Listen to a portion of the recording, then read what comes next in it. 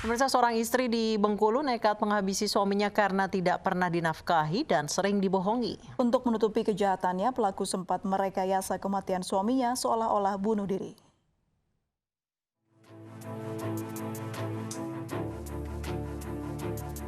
RK, seorang istri di Kabupaten Bengkulu Tengah, Bengkulu, tega membunuh Yusuf, suaminya, karena tidak pernah dinafkahi dan sering dibohongi korban.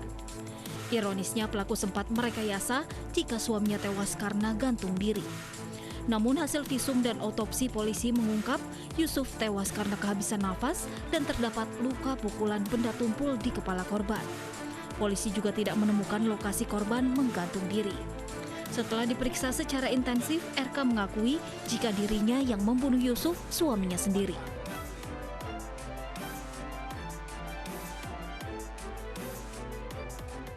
Aku kehilangan sampai aku bunuh suamiku seperti ini. Karena dia tidak jujur, sering dibohongi aku. Karena duit tidak dikasih ke aku. Sehingga korban kehabisan napas. Nah, tali yang ditemukan juga itu adalah simpul mati. Ya. Jadi kalau simpul mati itu kecil kemungkinan untuk pelaku bunuh diri. Atas perbuatannya, RK dijerat pasal berlapis tentang pembunuhan berencana dengan ancaman hukuman 20 tahun penjara.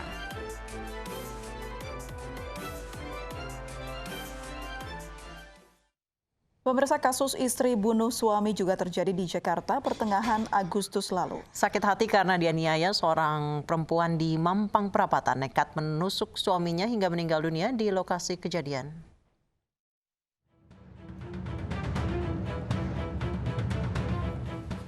Aparat Polsek Mampang Perapatan menetapkan RK sebagai tersangka pembunuhan suaminya sendiri.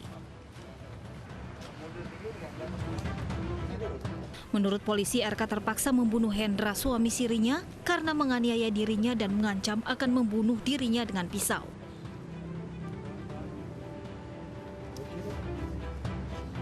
Dalam peristiwa tersebut, tersangka juga mengalami luka pukul yang dilakukan suaminya. RK kini dijerat pasal 351 ayat 3 tentang penganiayaan yang mengakibatkan orang meninggal dunia dengan ancaman hukuman 7 tahun penjara. Perlawanan ya, karena si korban ini adalah membawa sebelah pisau dengan mengancam. Nah, pada saat mengancam menggunakan pisau tersebut, ini kemudian direbut. Setelah direbut, pada saat dipegang oleh istrinya, kemudian langsung didorong. 16 Agustus lalu, warga Jalan Bangka 8 Mampang Perapatan, Jakarta Selatan dikejutkan dengan tewasnya Hendra Supenda. Pada tubuh korban ditemukan luka tusuk senjata tajam yang diduga menjadi penyebab kematiannya. Korban tewas di tangan RK, istrinya sendiri, setelah terlibat adu mulut lantaran meminta uang Rp30.000 untuk membeli rokok.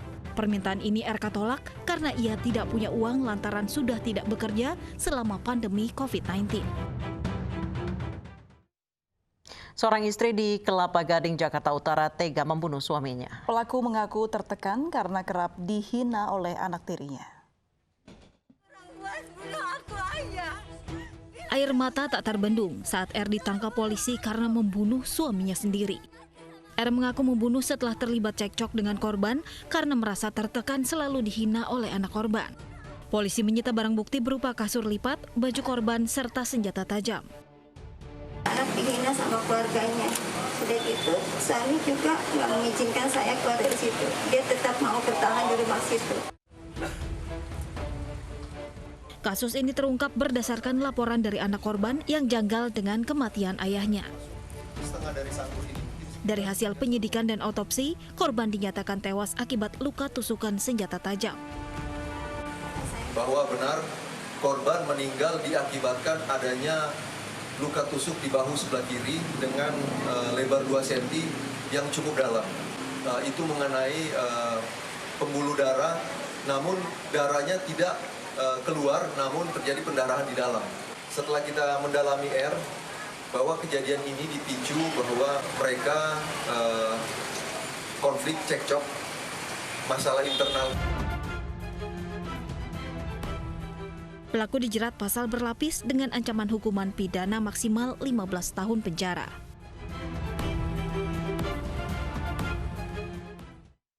Seorang istri di Lampung Selatan tega membunuh suaminya sendiri lantaran sakit hati sering dibentak oleh suaminya. Ironisnya, pelaku membunuh dibantu oleh selingkuhannya. Endang warga desa Halangan Ratu, Lampung Selatan harus merasakan dinginnya jeruji besi setelah membunuh suaminya sendiri. Saat melakukan aksinya, Endang dibantu oleh selingkuhannya Dedi. Endang tega menghabisi nyawa suaminya lantaran sakit hati karena sering dibentak. Selain itu, ia tengah menjalani hubungan cinta terlarang dengan Dedi yang merupakan tetangganya sendiri dan berencana akan menikah. Sakit hati, Pak. Kenapa sakit hati ya? Masalah ekonomi. Sering marah-marah bagaimana? Begitu. Pernah mukul Mbak? Pernah mukul enggak? Mukul enggak ya? Jadi Marah-marah tiap hari. oh gitu. Jadi Mbak punya. Marahnya gimana? Udah berapa lama nih punya niat kayak gini nih?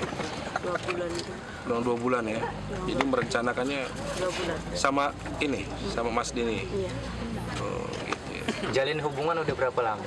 1 tahun. Dari pemeriksaan polisi, pembunuhan ini telah direncanakan oleh keduanya.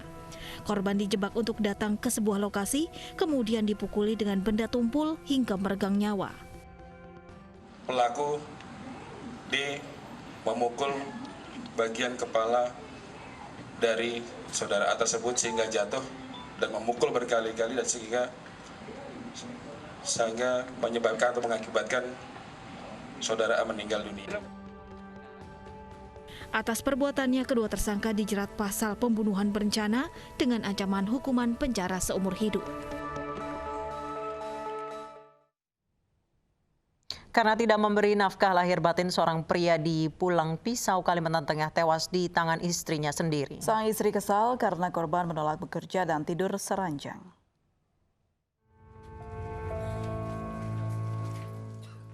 Lina diringkus aparat Polres Pulau Pisang, Kalimantan Tengah setelah menghabisi nyawa Halidi, suaminya sendiri dengan sebilah pisau. Wanita 34 tahun ini tega menganiaya Halidi karena kerap cekcok dan tidak diberi nafkah lahir batin. Terlebih 10 hari sebelum kejadian, suaminya bertingkah aneh dengan tidak pergi bekerja dan tidak serancang lagi. Pembunuhan ini dikarenakan kekesalan dari si pelaku terhadap tingkah dan perilaku